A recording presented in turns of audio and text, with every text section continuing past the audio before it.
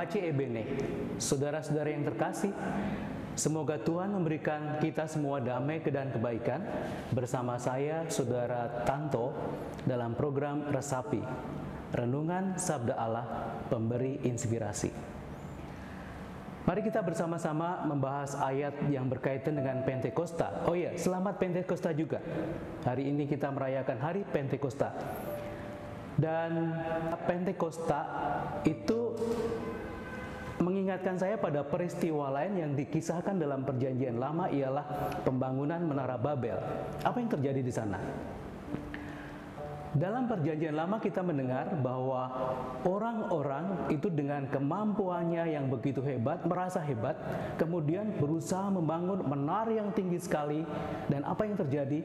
Karena ingin membanggakan diri, ingin mengangkat diri sendiri, yang terjadi justru Allah turun dan kemudian mengacaukan semuanya. Bahasa mereka dikacaukan dan semua akhirnya tidak bisa berkomunikasi dan menara itu gagal. Berkebalikan dengan itu, Pentakosta memberi gambaran lain. Pentakosta memberi gambaran bagi saya ialah kerendahan hati para rasul dan orang-orang sederhana pada masa awal gereja, itu kemudian membantu atau memberi kesempatan kepada Allah melalui Roh Kudus yang turun dan kemudian memampukan mereka untuk berkata-kata yang hebat, membuat tindakan yang hebat, bukan demi diri mereka sendiri, tetapi demi Allah yang mereka wartakan, dan terutama demi Yesus Kristus yang mereka yakini ajaran-ajaran kebaikan-kebaikannya.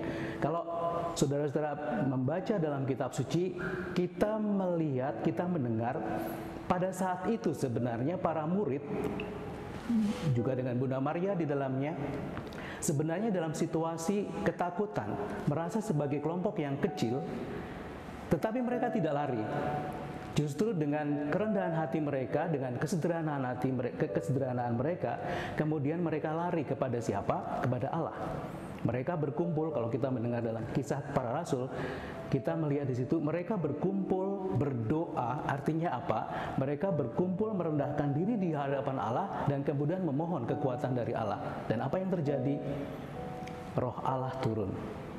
Jadi bagi saya Pentakosta kemudian menjadi ajakan untuk kita juga untuk rendah hati, kemudian tidak mengandalkan diri sendiri dalam berkarya atau dalam apapun yang kita lakukan. Maka kalau kita mengandalkan kepada Allah, bukan mengandalkan apa yang kita punya, memang Tuhan juga menganugerahkan banyak hal kepada kita. Tapi seperti Santo Fransiskus Assisi yang kami ikuti, para Fransiskan ikuti, kami selalu diajarkan untuk menyadari bahwa segala anugerah yang kami punya, segala kecakapan, sepinter apapun saya, sehebat apapun karya saya, itu berasal dari Allah. Dan karena itu kemudian apapun pujian yang kami terima, kami juga diminta untuk mengembalikan kepada Allah. Sikap ini kiranya yang perlu kita miliki dalam hidup kita supaya memberi keleluasaan pada Roh Allah untuk masuk ke dalam diri kita. Kalau dalam bahasa ibarat mungkin pernah mendengar, gelas yang kosong itu lebih mudah diisi oleh air daripada gelas yang penuh. Kalau kita mengosongkan diri kita, kalau kita merendahkan diri kita di hadapan Allah, maka kita seperti gelas kosong yang siap menerima Roh Kudus turun ke dalam diri kita, membawa segala karunia yang ada.